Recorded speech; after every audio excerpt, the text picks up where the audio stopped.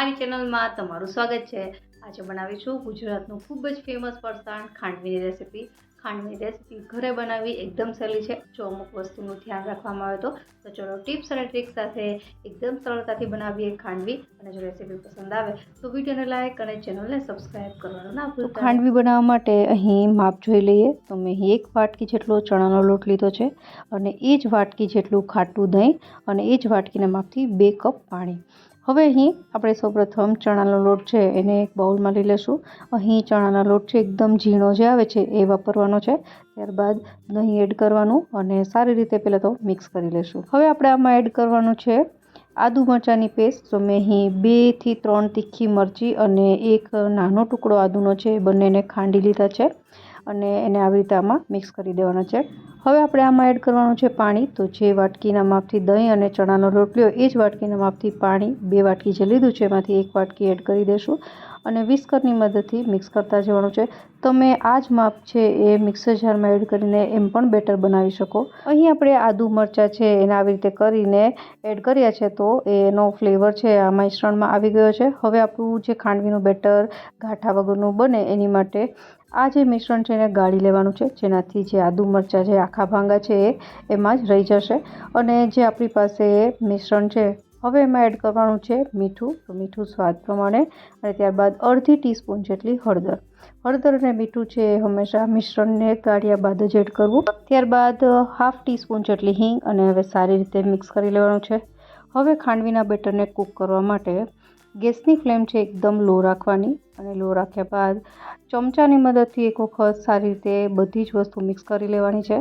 હવે અહીં આપણે બેટર કૂક કરવાનું ચાલુ કરીએ એની પહેલાં હું અહીં કિચન પ્લેટફોર્મ છે એને એકદમ સાફ કરી લઈશ અને થોડું તેલ લગાવીને એને રાખી દઈશું કારણ કે ખાંડવીનું બેટર તરત જ પાથરવાનું હોય છે તો પાછળથી આ ટાઈમ રહેતો નથી। અને જો તમારે કિચન પ્લેટફોર્મ પર ન કરવું હોય તો તમે થાળીની ઉપર પણ પાથરી શકો। તો આ કામ છે એ બેટર કૂક કરો એની પહેલાં જ કરી લેવું કારણ કે બેટર એક વખત કૂક થઈ જશે પછી તમારે ફટાફટ જ 3 થી 4 મિનિટમાં પાથરવાનું હોય છે। હવે આપણે ગેસની ફ્લેમ લો રાખી અને કન્ટિન્યુઅસ છે એ આવી રીતે ચલાવવાનું છે।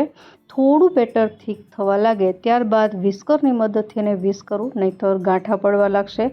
તો અહીં ચમચાની મદદથી એક વખત બધી જ વસ્તુ સરસ રીતે મિક્સ થઈ જાય એટલે હવે તમને જોઈ શકો છો કે થોડી એની કન્સિસ્ટન્સી ઠીક થવા લાગી છે અને આ બેટર બનતા લો ગેસની ફ્લેમ પર 20 થી 25 મિનિટ જેવો સમય લાગે છે।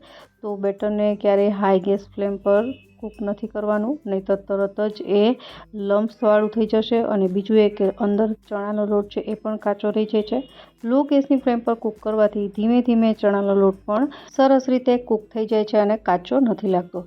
તો હવે તમે જોઈ શકો છો કે બેટર છે ખાસું એવું થીક થઈ ગયું છે।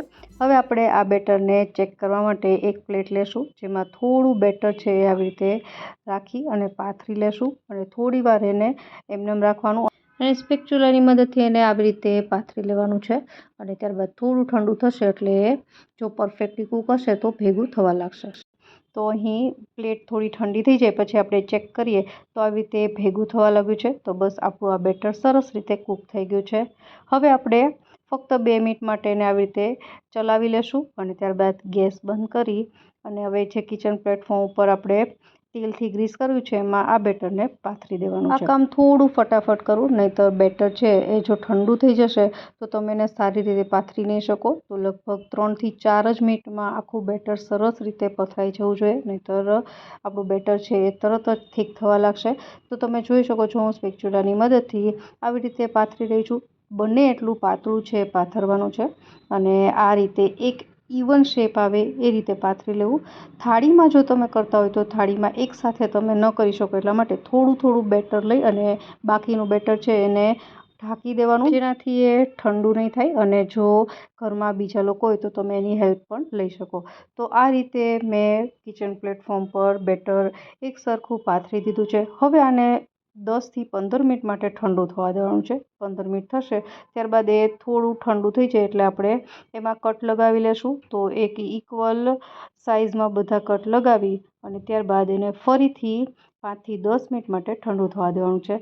ટોટલી એ ઠંડુ થવું જોઈએ તો જ તમારી ખાંડવી છે સરસ રીતે રોલ થશે, નહીંતર નહીં થાય. તો ખાંડવી બનાવવી એ થોડું ધીરજનું કામ છે, ફટાફટ થતું નથી.